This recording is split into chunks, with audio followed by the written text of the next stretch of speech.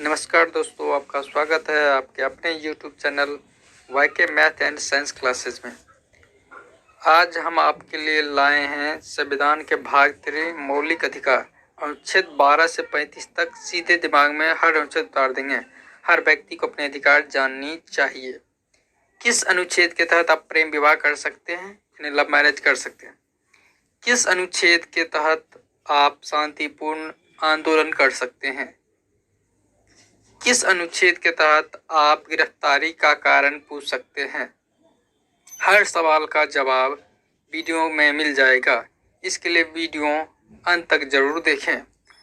Let's now आज हम देखेंगे भारतीय संविधान के भाग 3। भाग 3 से हम पढ़ेंगे मौलिक अधिकार, जो कि आपका अनुच्छेद 12 से 35 तक है। इसको हम पूरे डिटेल से पढ़ेंगे। यदि आप आज का वीडियो पूरा देख लेते हैं तो संविधान के भाग 3 से संबंधित कोई भी क्या आपका समस्या नहीं रह जाएगी है कि इसमें कौन सा अनुच्छेद किससे संबंधित है, तो वो हम देख लेंगे। तो सबसे पहले हम भाग 3 को समझते हैं। भाग 3 जो कि हमारा बताते हैं मौलिक अधिकार, याद रखना भाग 3 क्या आपका मौलिक अधिकार से संबंधित है।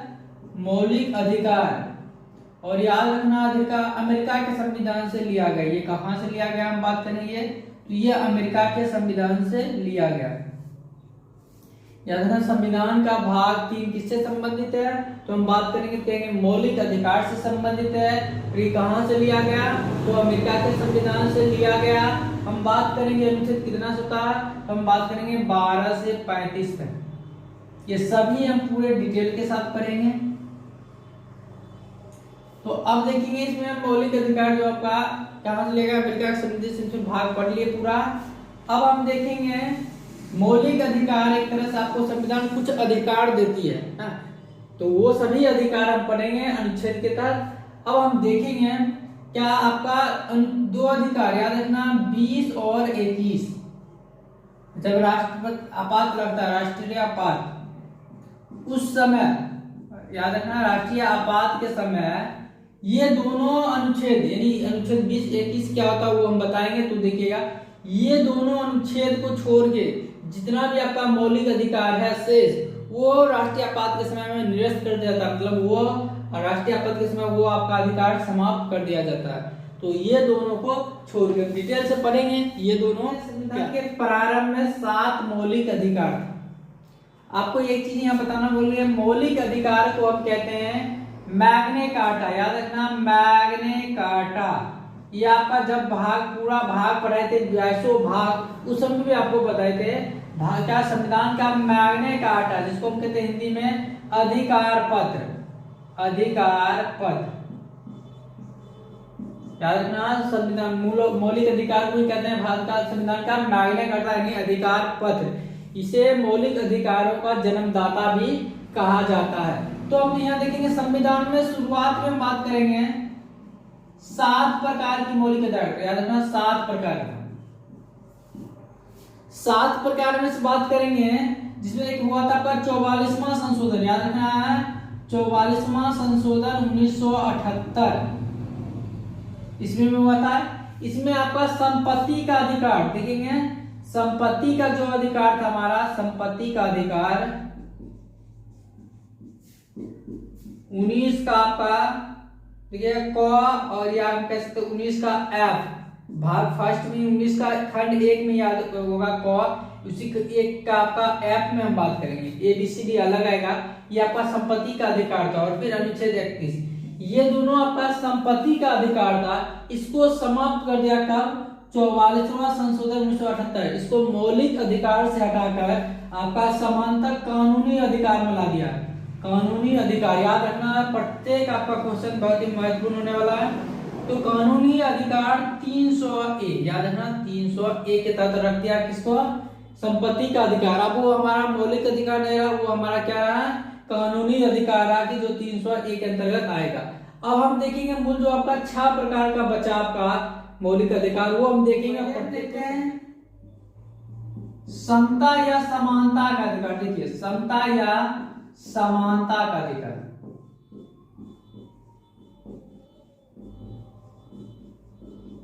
समता या समानता का अधिकार देखेंगे हम।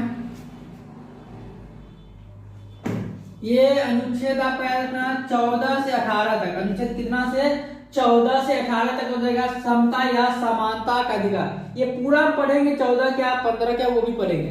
पहले हम देख लेते हैं 6 प्रकार का जो मूल अधिकार बचा है वो कौन कौन सा। दूसरा हम देखेंगे स्वतंत्रता का अधिकार। पूरा वीडियो जरूर देखिएगा, आपका बहुत ही मजेदार क्लास होने वाला है, प्रत्येक आपका याद भी हो जाएगा। अब हम देखेंगे स्वतंत्रता का अधिकार, ये आपका 19 से लेके 22 तक, इसमें भी हम पढ़ेंगे क्या। फिर हम तीसरा देखते हैं शोषण के विरुद्ध अधिकार। शोषण के विरुद्ध अधिकार,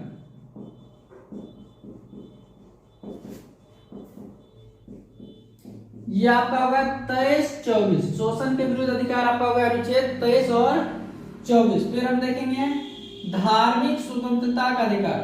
धार्मिक स्वतंत्रता, ये आपका याद रखना 25 से लेके 28 तक, याद रखना धार्मिक स्वतंत्रता का अधिकार अनुच्छेद 25 से लेके 28 तक। फिर देखेंगे शिक्षा और संस्कृति का। शिक्षा और संस्कृति का,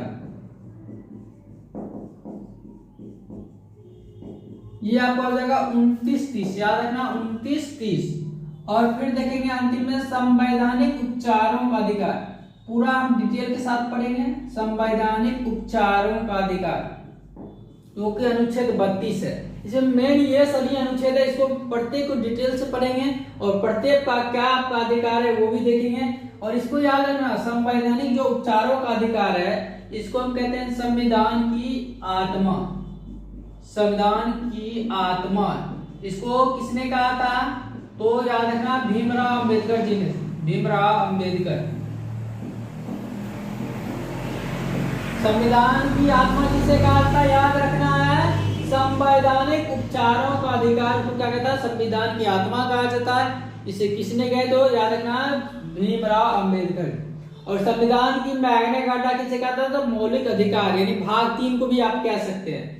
और फिर हम बात करेंगे संविधान की कुंजी। आपको बताए थे संविधान की किसको कहते हैं, क्या प्रस्तावना को कहा जाता है। संविधान का आपका प्लेलिस्ट बना है, प्रत्येक टॉपिक को बताया जा रहा है, तो आप जाके देख सकते हैं। फिर हम देख लेते हैं 6 प्रकार को, आपका जो क्या बचा है ना मौलिक अधिकार, वो देखते हैं समता या समानता का अधिकार, स्वतंत्रता का अधिकार, शोषण के विरुद्ध अधिकार, धार्मिक स्वतंत्रता का अधिकार, शिक्षा और संस्कृति का अधिकार, संवैधानिक उपचारों का अधिकार। ये सब अनुच्छेद अब पूरा हम डिटेल के साथ पढ़ेंगे 14 से 18, यानी प्रत्येक अनुच्छेद को पढ़ेंगे। अब सबसे पहले हम देखेंगे, पहले थे जो आपका पहला जो था समता या समानता का अधिकार, जो अनुच्छेद 14 से 18 तक था, उसको हम डिटेल के साथ पढ़ेंगे। देखिए सबसे पहले हम देखेंगे अनुच्छेद 14, ये कहता है विधि के समक्ष,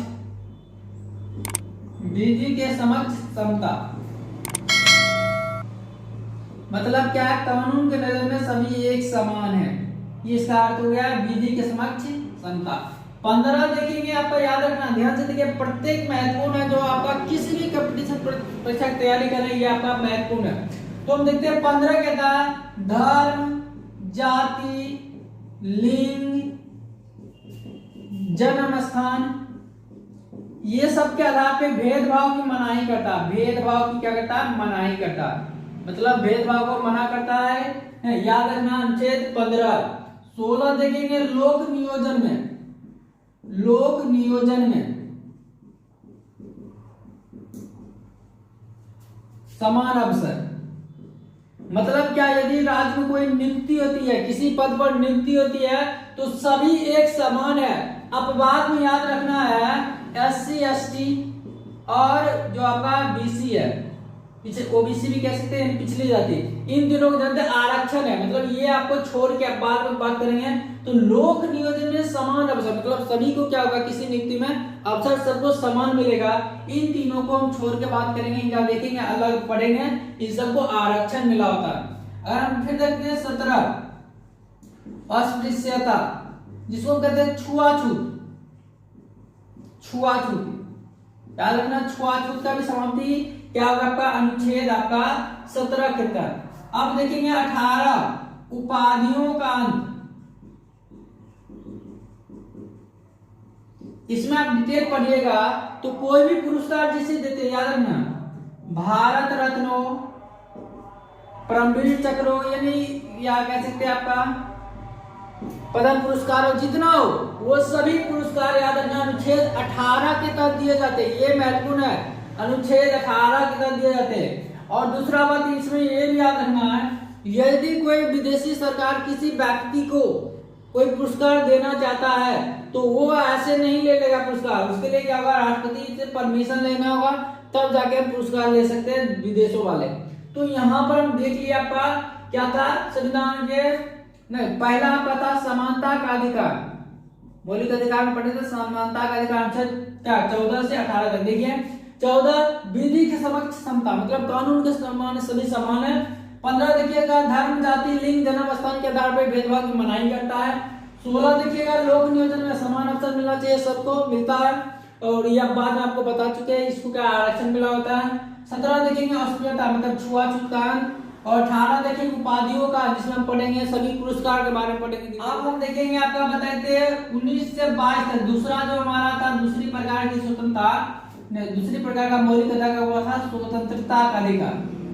अब इसमें हम बात करेंगे तो पहला 19 का जो मूल रूप से स्वतंत्रता का अधिकार था, ये याद रखना है, आपको बताए थे इसमें मूल संविधान में 7 था, याद रखना मूल संविधान में 7 थे। वो कौन कौन हम पढ़ लेते, देखिए A B C D E F G, और गारंटी कहते यदि अभी ये पूरा देखिए तो अभी आपको याद हो जाएगा। तो सबसे पहले देखिए ए होता आपका बोलने की स्वतंत्रता, बोलने की स्वतंत्रता, और इसी के साथ साथ हम पढ़ेंगे क्या था प्रेस की स्वतंत्रता, प्रेस की स्वतंत्रता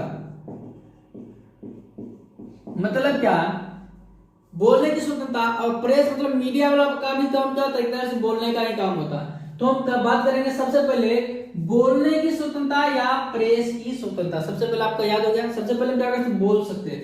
19 का बी देखिएगा, तो बी का काम आपका एकता होने, यानी कह सकते हैं बिना हथियारों के, बिना हथियार के एकत्रित होने, एकत्रित होने और सभा करने, और सभा करना, या जो भी करते हम आंदोलन करते हैं वो हम कर सकते हैं। याद रखना बिना हथियार के एकत्रित होने और सभा करने का, यानी आंदोलन करने का भी कह सकते हैं, लेकिन हिंसक नहीं होना चाहिए, अहिंसा पूर्वक हम कहीं भी धरना दे सकते हैं। ये आपका क्या था 19 का बी कहता है। अब देखिए सब मिलके एकत्रित हो गए तो संघ बना लेंगे, याद रखना क्या करेंगे तब हम संघ बना लेंगे। संघ बनाने की स्वतंत्रता आपका आ जाएगा सी, सी संघ, सी फॉर संघ, यानी कह सकते हैं आपका वह कमेटी बना सकते हैं, याद रखना है। ये आपका क्या डी, हम बात कर सकते हैं कहीं भी आ जा सकते हैं, देश में कहीं भी आ जा सकते हैं, याद रखना देश में हम कहीं भी आ जा सकते हैं, देश में कहीं भी किसी भी जहां माना जाइए आइए, कोई दिक्कत नहीं, कोई रोक टोक नहीं होनी चाहिए। फिर ई देखेंगे हम आपका रह सकते हैं, कहीं भी हम क्या कर सकते हैं देश में रह सकते हैं, रह सकते हैं, याद रखना ऐसे ही आपका अपवाद था उस समय जम्मू कश्मीर, याद रखेंगे अभी नहीं, अपवाद जम्मू कश्मीर जो कि पहले था, अभी 370 धारा को हटा दिया तो यहाँ भी जाके हम रह सकते, कोई दिक्कत नहीं है। अब आप बताए थे आपको संपत्ति का अधिकार था, ये आपको हटा दिया, संपत्ति का जो अधिकार था ये हटा दिया था, याद होगा कब हम बताए थे 44वां संशोधन 1978, इसमें आपका संपत्ति का जो अधिकार था स्वतंत्रता ये आपको समाप्त कर दिया गया, क्या 44वां संशोधन 1978 में। और बात करेंगे जी फॉर जीविका, मतलब कहीं जाके हम बिजनेस कर सकते हैं, जीविका यानी व्यवसाय कह सकते हैं, मतलब कहीं जाके हम क्या कर सकते हैं देश में किसी भी स्टेट में जाके जीविका चला सकते हैं, बिजनेस अपना कर सकते हैं। तो याद रखना पहले देखिए फटाफट कर लेते 19 का ए बोलने की स्वतंत्रता, प्रेस की स्वतंत्रता, बी हो गया बिना हथियार के एकत्रित होकर सभा करने की स्वतंत्रता है, यानी आंदोलन भी कर सकते हैं लेकिन हिंसक नहीं, ये चीजें याद रखना। और सी देखेंगे संघ बनाएंगे, मतलब सब एकत्रित हुए कमेटी बना लेंगे, एक संघ बना लेंगे, और फिर कहीं भी आ सकते कहीं भी जा सकते, याद रखना देश में कहीं रोक टोक नहीं, कहीं भी हम आ जा सकते हैं, कोई दिक्कत नहीं है। और ई वोट देखेंगे रह सकते हैं, कहीं भी देश के किसी भी हिस्से में जाके हम वहां रह सकते हैं। ये आप बात पहले भूल जाएंगे, आपने जम्मू कश्मीर नहीं था लेकिन पहले था, याद रखना 370 धारा जब लगा था उस समय ये था आपका, लेकिन 370 में समाप्त कर दिया गया। अब आप देखिए संपत्ति का अधिकार, ये भी आपको समाप्त कर दिया गया कब, ये 44वां संशोधन 1978 में किया गया था। और जी फॉर जीविका यानी बिजनेस, कहीं भी हम देश में जाके बिजनेस, देश किसी भी स्टेट में जाके बिजनेस चला सकते हैं। अब हम देखेंगे 19 के बाद 20, अब हम देखेंगे जो है अनुच्छेद 20, यह अपराध दोष सिद्धि संरक्षण। ये देखिए क्या होगा अपराध दोष सिद्धि संरक्षण।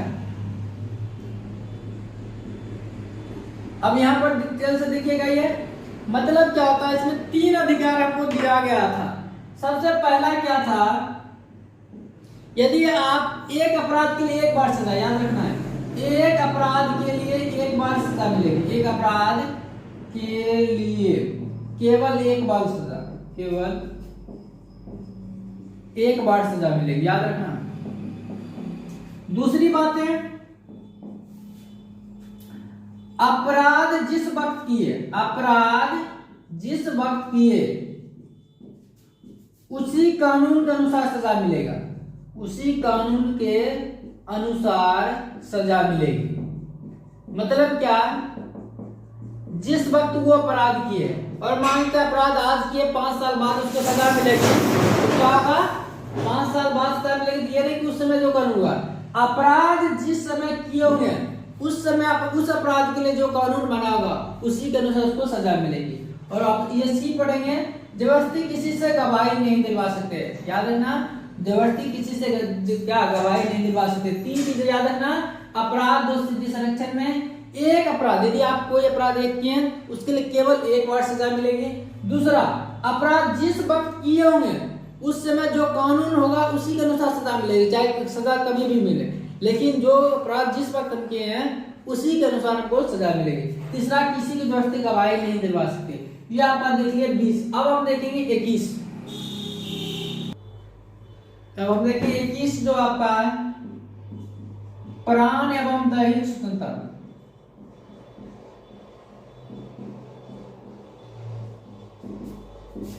मतलब इसमें बहुत से स्वतंत्रता पढ़ेंगे, प्राण एवं दैहिक स्वतंत्रता, मतलब उसके निजी जो है वो सभी स्वतंत्रता से उसको वंचित नहीं किया जा सकता। बहुत से इसमें उदाहरण पढ़िएगा, जिससे कोई भी वस्त्र पहने इससे उनको वंचित नहीं किया जा सकता है।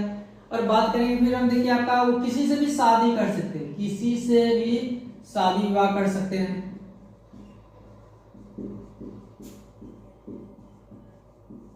याद रखना, एक बार आपको पूछा गया क्वेश्चन, प्रेम विवाह, प्रेम विवाह किस अनुच्छेद के अंतर्गत आता है, याद रखना आपका 21 के अंतर्गत।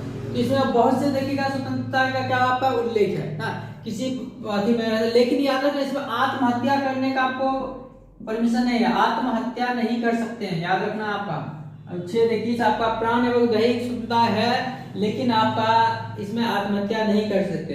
और यदि आप बात करते हैं, यदि आपको कोई इस स्वतंत्रता से वंचित करता है तो आप अनुच्छेद 32 के तहत, अनुच्छेद 32 पढ़े थे, क्या था, संवैधानिक उपचारों का अधिकार था, मतलब एक तरह से इलाज है इसका, उपचार है।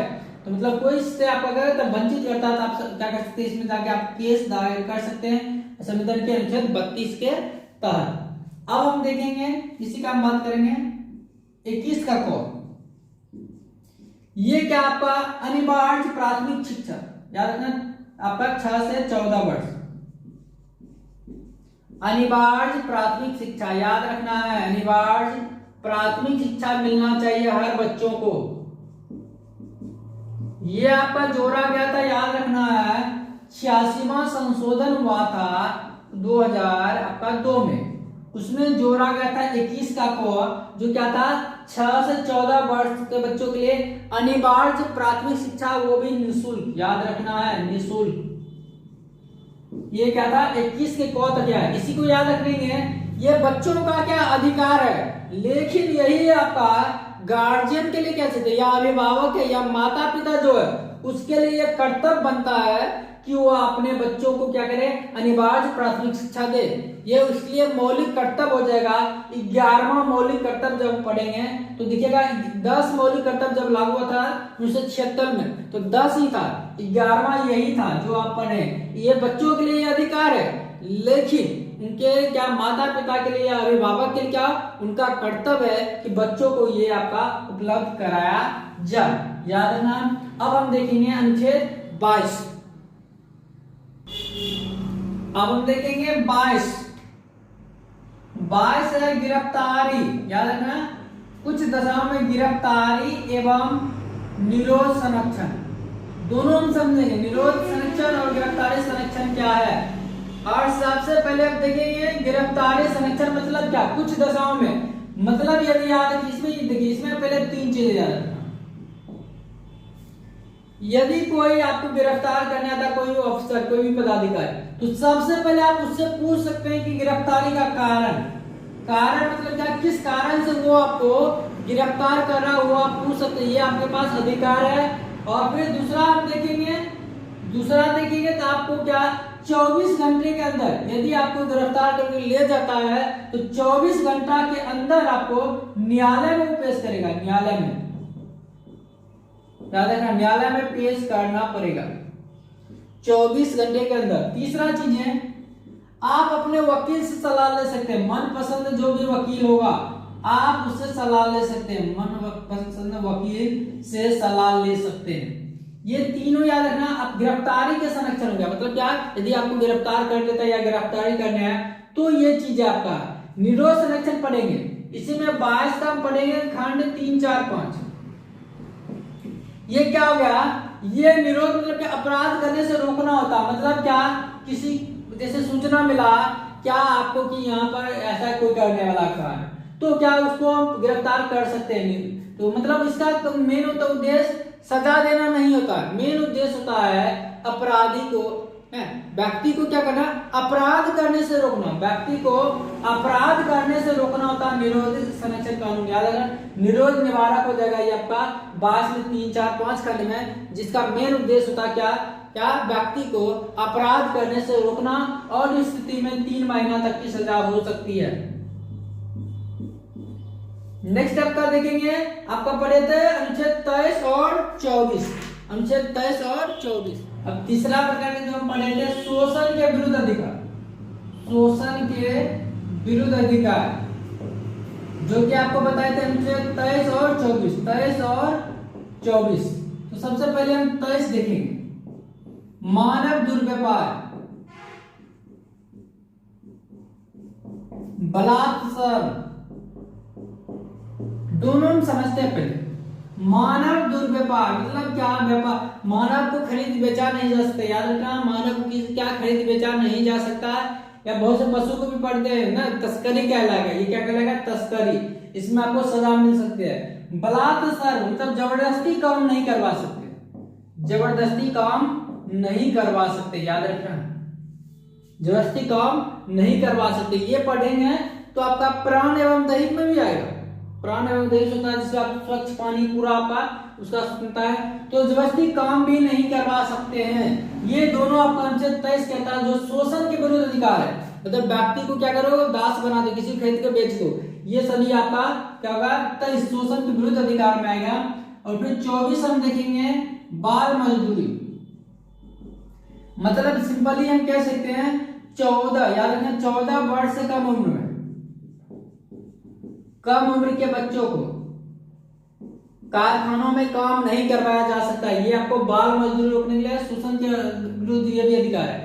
अब ये हम पढ़ रहे थे जो कि बलात्कार मतलब जबरदस्ती काम नहीं, ये देखिए बल, ये बाल नहीं लगा दिए, बलात् मतलब बल से मतलब जबरदस्ती काम करवाना ना, तो ये याद है ना बलात्कार।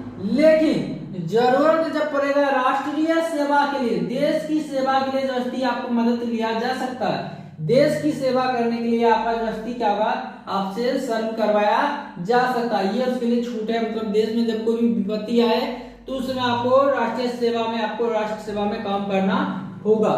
अब हम देखेंगे धार्मिक स्वतंत्रता का जो पढ़ेंगे ना, धार्मिक स्वतंत्रता का 25 से 28 तक पढ़े वो देखेंगे। अब हम देखते हैं, बता चुके थे, देखिए क्या है यहाँ पर आपका धार्मिक स्वतंत्रता का, धार्मिक स्वतंत्रता का, तो सबसे पहले देखिए 25 क्या, हम किसी भी धर्म को मान सकते हैं, देखिए किसी भी धर्म को मान सकते हैं, किसी भी धर्म को धर्म को हम स्वीकार कर सकते हैं और उसका प्रचार प्रसार कर सकते हैं। याद रखना, पहला हम क्या पढ़ेंगे, 25 जो कहता है हम किसी भी धर्म को मान सकते हैं और उसका प्रचार प्रसार कर सकते हैं, याद रखना 25। 26 देखिए क्या कहता है, 26 कहता है उस धर्म के लिए प्रबंध कर सकते हैं, मान लेते हैं, मंदिर हिंदू धर्म में मान लेते हैं, तो मतलब इसमें मंदिर बनवा सकते हैं, यानी कुछ भी आपका प्रबंध कर सकते हैं, उसका व्यवस्था कर सकते हैं। ये आपका अनुच्छेद क्या हो जाएगा, 26 हो जाएगा। 27 देखिए क्या कहता है, 27 कहता है राज्य किसी भी व्यक्ति से ऐसा टैक्स नहीं लेगा, राज्य टैक्स नहीं लेगा जो क्या किसी खास धर्म के लिए उसका उपयोग होता है। जो हम टैक्स लेगा राज्य, वो किसी खास धर्म के लिए यदि उपयोग होता है तो ऐसा टैक्स राज्य नहीं ले सकता है। और 28 पढ़ेंगे, राज्य द्वारा पूर्णतः पोषित किसी शिक्षण संस्थान में धार्मिक शिक्षा नहीं दी जा सकती है। याद रखना है, धार्मिक शिक्षा नहीं दी जा सकती है। या किसी भी संस्थान में, शिक्षण संस्थान में जबरदस्ती बच्चों को धार्मिक जो कथा होगा उसको सुनने के लिए बाध्य नहीं किया जा सकता। याद रखना है, ये सभी जबरदस्ती हम कर रहे हैं तो ये सभी नहीं किया जा सकता, याद रखना। और जबरदस्ती चंदा जो करते हैं आप किसी पूजा या किसी यति में, वो चंदा आप भी नहीं कर सकते। यहाँ पर 27 कहता है, तो यहाँ देखना 25 क्या कहता है, हम किसी भी धर्म को स्वीकार कर सकते हैं, उसका प्रचार प्रसार कर सकते हैं। 26 क्या हो गया, उस धर्म के लिए, जिस धर्म को हम मानते हैं ना, उसके लिए हम प्रबंध व्यवस्था कर सकते हैं। और 27 क्या कहता है, राज्य ऐसे टैक्स नहीं लेगा या किसी को वैल्यू नहीं देगा जो क्या किसी खास धर्म के लिए उपयोग होता है। मतलब यदि कोई पूजा करते हैं उसमें किसी समय जबरदस्ती चंदा नहीं ले सकते हैं। और 28 राज्य द्वारा पूर्णतः पोषित शिक्षण संस्थान जो क्या धार्मिक शिक्षा नहीं देगा या किसी कोई भी शिक्षण संस्थान बच्चों को जबरदस्ती धार्मिक कथा या धार्मिक कुछ भी सुनने के लिए बाध्य नहीं कर सकता। तो ये सभी हमारा आ जाएगा धार्मिक स्वतंत्रता का अधिकार, जो कि आपका अनुच्छेद क्या हो जाएगा 25 से 28 तक है। अब हम देखेंगे शिक्षा और संस्कृति संबंधी अधिकार। तो इसमें देखेंगे शिक्षा संबंधी जो आपका अधिकार अनुच्छेद 29, ध्यान से समझिएगा। ये अल्पसंख्यक वर्गों के लिए खास करके याद रखना है, कोई समानता सबके लिए होता है, अल्पसंख्यक वर्गों के लिए जो भी उनका भाषा या जो भी होगा आपका ना धर्म होगा, उन सबके लिए क्या होगा आपका शिक्षा आपका उपलब्ध कराया जाए। मतलब क्या उसके धर्म के आधार पर, ऐसा नहीं किसी शिक्षण संस्थान में प्रवेश से रोक देंगे। मतलब क्या, यदि कोई मुस्लिम है या कोई धर्म का मानते हैं, उसको ऐसा नहीं कि उसके धर्म के आधार पे किसी भी शिक्षण संस्थान में आप क्या कर सकते हैं, रोक सकते हैं। ऐसा आप नहीं कर सकते हैं, चाहे बौद्ध धर्म हो, जैन धर्म हो, किसी को भी क्या कर सकते हैं, हम उसको रोक नहीं सकते। ये हो गया आपका अल्पसंख्यक वर्गों के हितों का संरक्षण। आपको होगा अल्पसंख्यक वर्गों के हितों का संरक्षण, हितों का संरक्षण। दूसरा हम पढ़ लेंगे 30, अनुच्छेद आपका 30। मतलब क्या कर सकता है, अल्पसंख्यक वर्ग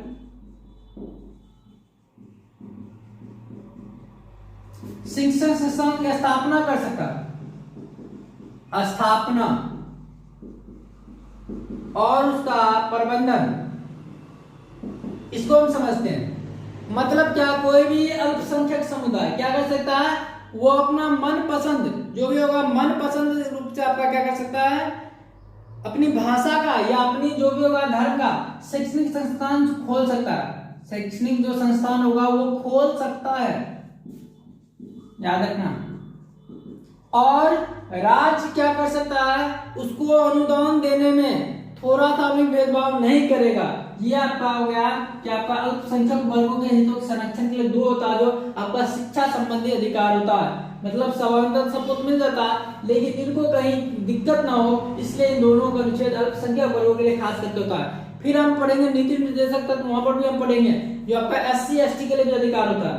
फिर अब हम देखेंगे अनुच्छेद 31, आपको पहले भी बता चुके, वो संपत्ति का अधिकार था, जिसको 44वां संशोधन 1978 के तहत हटा दिया गया। अब फिर हम देखेंगे 32 देखेंगे, बता देता है संवैधानिक उपचारों का अधिकार, संवैधानिक उपचारों का अधिकार। ये आपको बताया था, इसको संविधान की आत्मा का, इसको संविधान की आत्मा किसने कहे हैं, तो डॉक्टर भीमराव अम्बेडकर जी ने क्या कहे हैं, जो संवैधानिक उपचारों का अधिकार है, इसे संविधान की आत्मा कहा है। मतलब कहीं कोई भी किसी में क्या आपका दिक्कत होता है तो आप इसके तहत क्या कर सकते हैं, केस दायर कर सकते हैं।